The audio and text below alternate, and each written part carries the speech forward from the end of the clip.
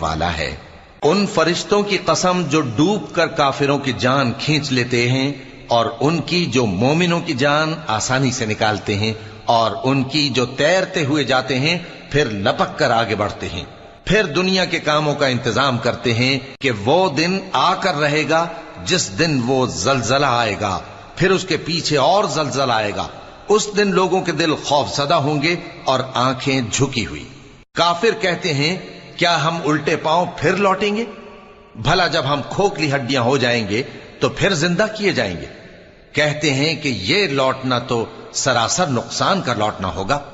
تو بس وہ ایک ڈانٹ ہوگی، اس وقت وہ سب میدان حشر میں آ جمع ہوں گے۔